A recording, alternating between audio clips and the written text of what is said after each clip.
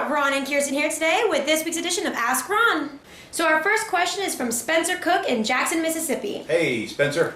He says, I met with a couple this week that has 43 properties they want to sell over the next year or two. Wow. They are currently rented and are in middle income areas, good school districts, and they are open to doing lease purchases on some of the properties.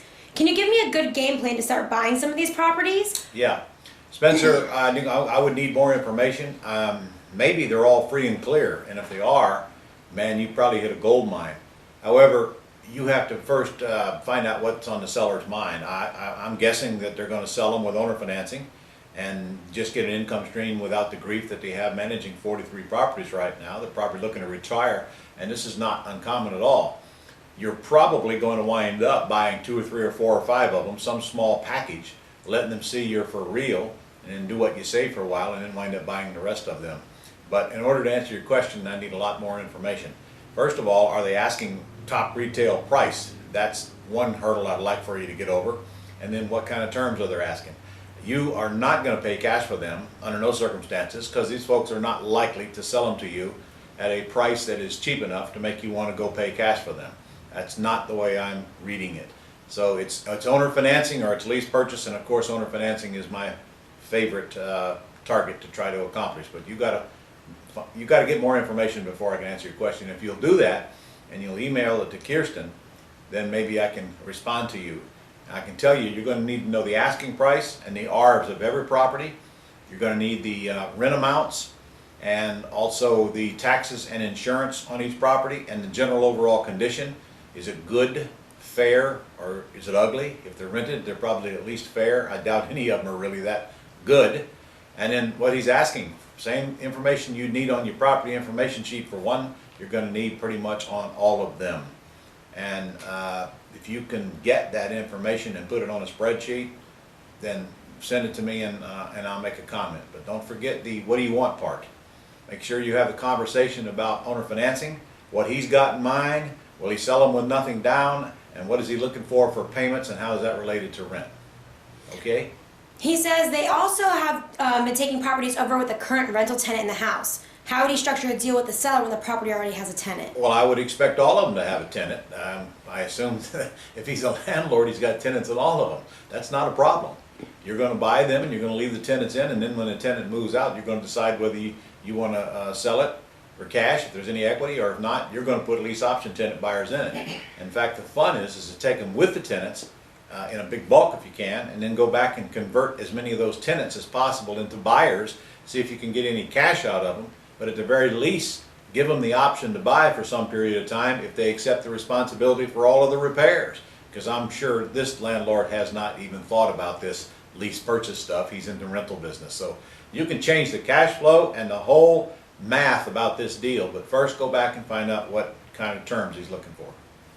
All right, so our next question is from Hannah York in Lilburn, Georgia. Hey, Hannah. She says, my first question is, which documents, forms, agreements, exhibits must I use when using the ACT strategy in buying and selling real estate? Well now, Hannah, that entire video is on the Gold Club site. You're just going to have to find it under the resources, because I remember doing that one.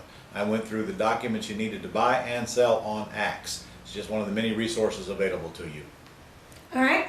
My second question is, what is the impact of the SAFE Act on buying and selling real estate using seller financing strategy? Well, we actually are going to have our seller financing event. It's in December. It's the 12, 13, and 14, I believe, here in Jacksonville, one-time only event. I'm going to have an attorney there to address that, and by that time he will do all the research necessary for not only the SAFE Act but also the Dodd-Frank Act. It will have some things that we need to pay attention to. It will not stop us from doing seller financing or anything that we do, contrary to some people's beliefs. But there are some restrictions that we'll have to learn. But let me get my answers fully before I go about answering that question, and we're going to do it at that event. All right. So our next question is from Norman in Clarksville, Tennessee. Hey, Norman. And he says, hi, Ron. We know how to find and do ACT deals with the seller, but how do you sell the ACT deal to the tenant buyer?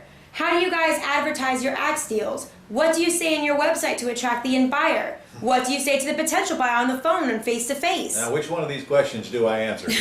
Okay, first of all, if you do not have my ACTS course, don't try to do an axe deal without it. You're going to get yourself in a mess. If you do have my axe course, of course, every single one of those questions are answered in there. And it's a step-by-step process. So I don't know whether you have it or whether you don't have it. But I'm not going to sit here and go through a long list of questions like that.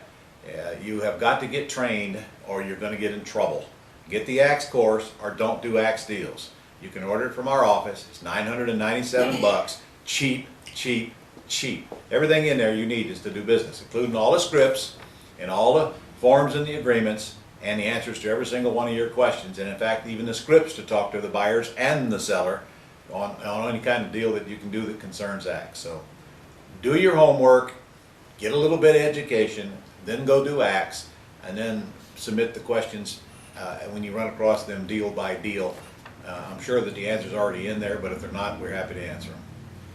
All right, we've got another multi-question from Corey Wolf in New Jersey. One at a time. I was wondering how the closing works on a sandwich lease option once my buyer is ready to exercise his right to purchase. Although I have the right to buy myself, I still don't own the property yet. So how does title go from the seller to my buyer? How does the whole thing work? Title doesn't go from your seller to your buyer, and frankly, I got to go back and revert you to the same question I just answered. You got to get the axe course or you're going to make a mess. Guys, do not do these axe deals without investing in your education. Come on, we are adults here. Be realistic. You can't go do anything without having the information you need to pull off the steps, and that's what this thing is about. So, in the short answer to your question, the tenant buyer is closed by an attorney. Title does not transfer. It's a lease option most likely. Title stays with the seller. The attorney takes care of the paperwork, and that's what the attorneys do. And you're going to fill out an agreement with your seller in their home, and then you're going to have the attorney fill out the one for the buyer, and the attorney's going to contact both seller and buyer as carefully laid out step by step in the axe course. It's called control without ownership, not the axe course. Okay, he asks, do I need to exercise my option to buy before my tenant does? I just answered that. Is my buyer closing first and then I'm using his money to pay the seller? You are closing with your seller in their house by getting an agreement signed, and your attorney closes the buyer, and the seller doesn't get any money. And when they do get money, it is coming from your buyer, so obviously you'll never write a check. If you get the axe course, you'll see that in there. It's step by step. We don't take risks, we don't write checks in the axe system. We find buyers, they bring in money, and in the cases when the sellers do get them, it comes right out of the buyer's proceeds. All right, and our very last question is from Douglas Massio in Orlando, Florida. Hey Doug, how you doing, man? Doug's been around since Moses. He says, I'm now starting to send out a lot of mail, and I'm wondering, does anyone have a good procedure to handle the good calls? I'm asking what steps we are all using to handle our email responses from Pat Live. Okay, here's how the system goes very simply, Doug, which I'm surprised you don't know. You send out the yellow letters. The responders go to Pat Live, but they only ask 4 or 5 questions, which are your name, address, do you have a house for sale, and what's a good time to call. That's all you need to know about that house from Pat Live. That keeps the call down to a minute. And then that goes directly to you, and then you forward those directly to your virtual assistant who fills out the property information sheets. Then they go back to you, and then you call all of the yeses first, and then call the no's after you get through with the yeses. That's the system that is working like gangbusters. It's mostly hands off, and there's really nothing for you to do but make sure that the yellow letters get in the mail and that the yeses get followed up once the virtual assistants get them called for you. And we have virtual assistants right here. So if you need those, just let us know. They're all trained and the system is all there. So make it easy on yourself and follow the system. And then you don't kick in gear till you get those things in your hands. So every day or two, you'll make a handful of phone calls. Handful a week, 2 or 3 visits a week, 1 or 2 contracts a week. That's what we do around here. That's exactly the way it works.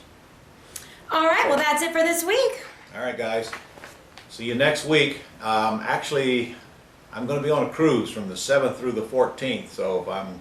You'll be with us next week still. Okay, I'll have one more weekend. One more. I'll be on the cruise and maybe I'll take some pictures. I'm going, and I need a little sympathy from you guys. I'm going to spend a week on the boat with the Wolves and with Jay Connor. So it'll be kind of a fun week, but you can imagine I got no place to go. I got to listen to Lynette for a week. I hope she doesn't see this. All right, okay.